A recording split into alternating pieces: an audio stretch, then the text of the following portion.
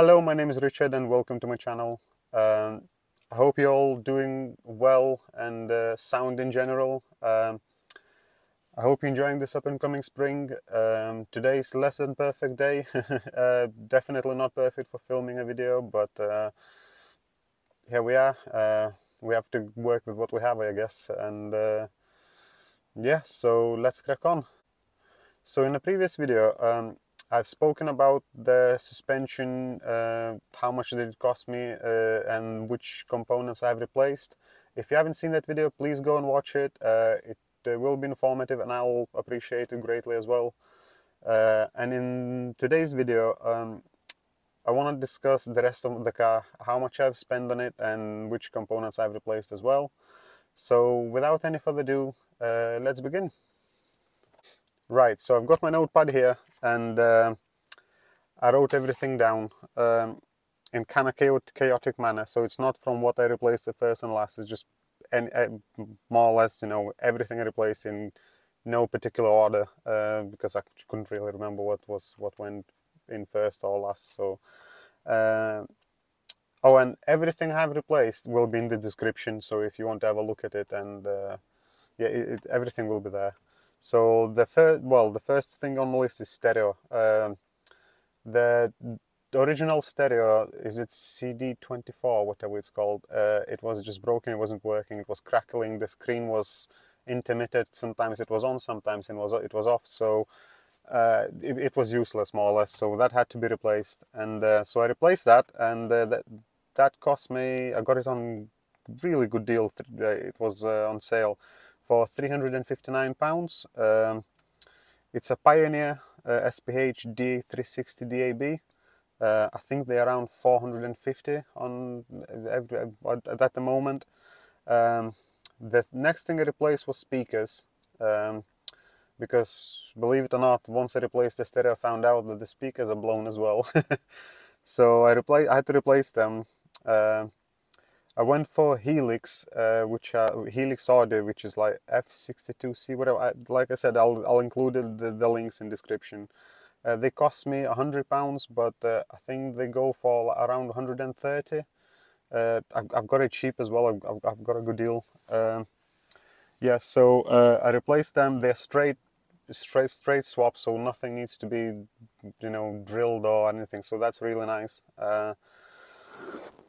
I bought two squares of sound deadening foam, which is like really thick and dense foam, and I placed it behind the speakers. It just glues kind of onto it. It's like a sticky pad.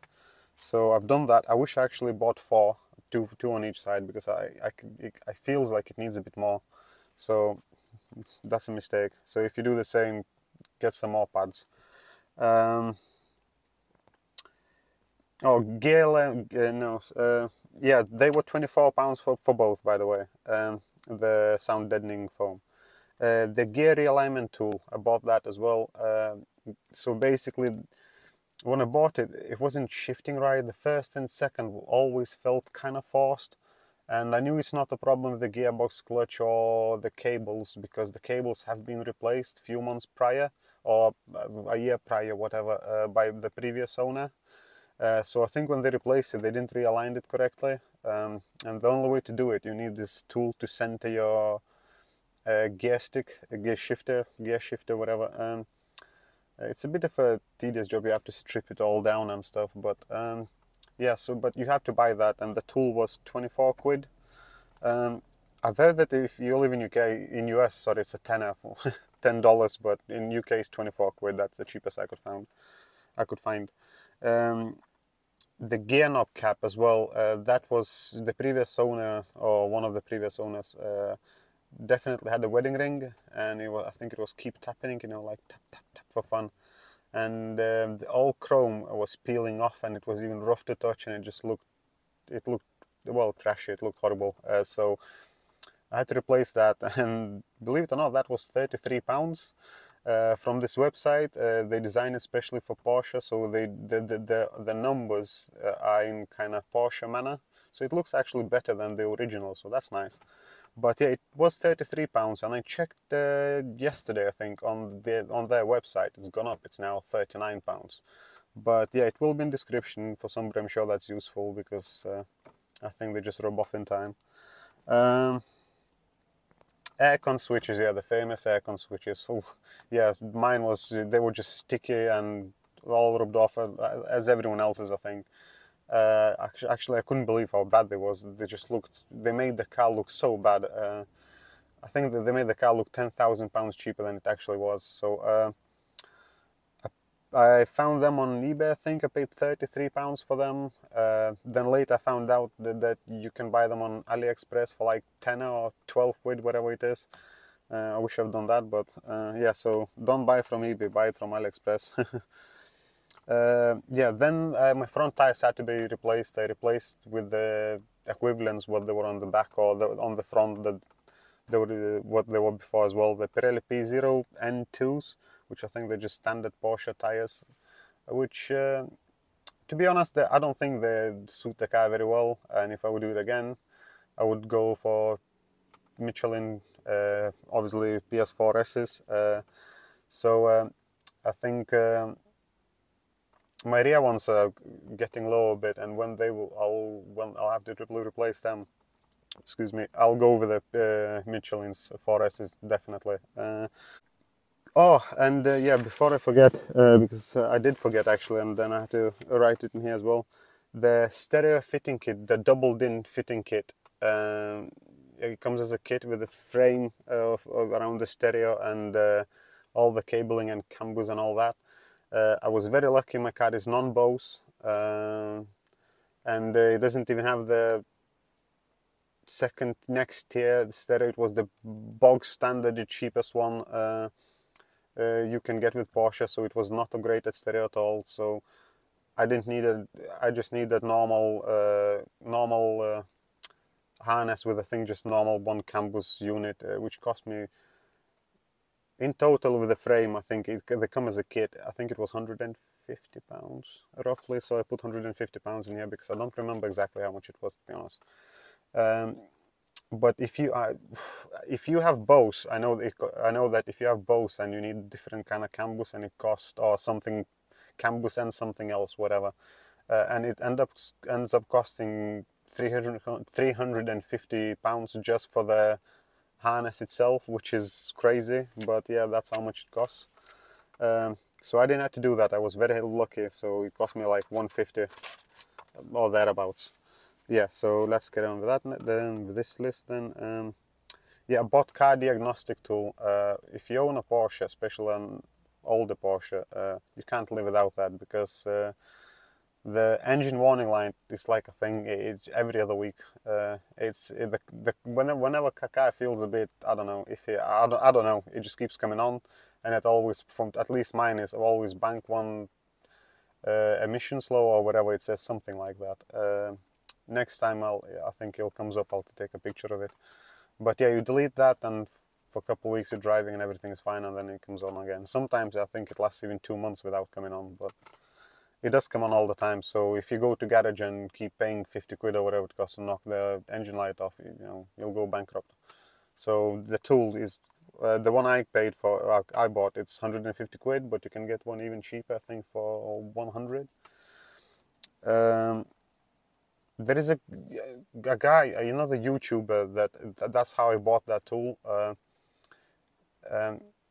If I find him, yeah, I'm sure I'll find him. I'll link him as well in the description if you want to go watch his videos, and he'll tell you a lot more about these diagnostic tools than I am, because he's kind of a professional. I think that's what he does for a living. So I bought it from his website. It came within next day, I think. The delivery was great as well, really quick. So yeah, I'll link that in description definitely. Then the next thing I bought was the LED bulb upgrade. So that was £29. Really happy I've done that. To be honest, my left one, left light, when I start the engine and switch the lights on, it's fine. But when I drive it for 2, 3, 4 minutes, it starts flickering a little bit, and it does that, excuse me, for about 10-15 minutes until it really warms up, and then it stops, and then it works as normal. I don't know why it does that, but that's the only one bulb that does that. Not both of them, it's just that one. But other than that, I'm really happy with it. Yeah, then my exhaust was obviously falling to bits, and I have a video about that as well. If you want to watch it, please do.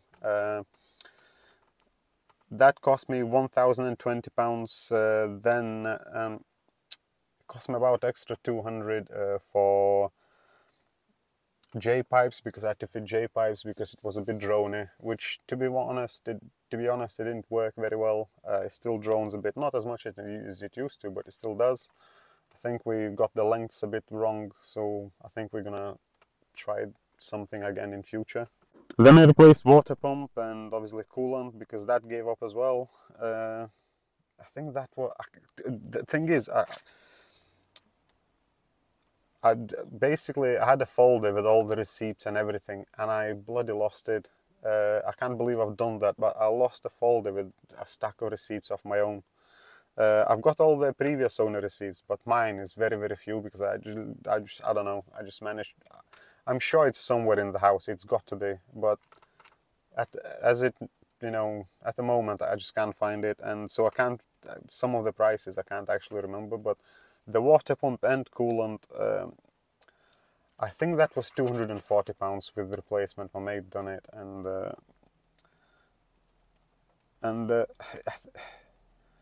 I think it was £240, and I don't want to misinterpret it, but yeah, double check that. Yeah, so that was it.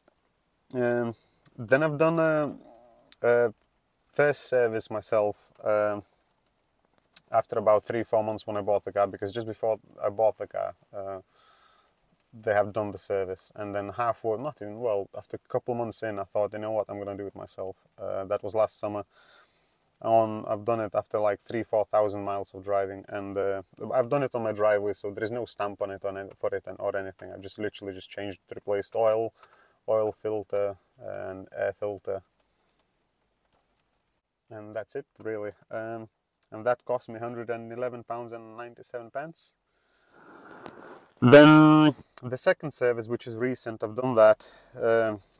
So that was oil filter, air filter, and pollen filter. I've done that in a garage, and so it's a proper service.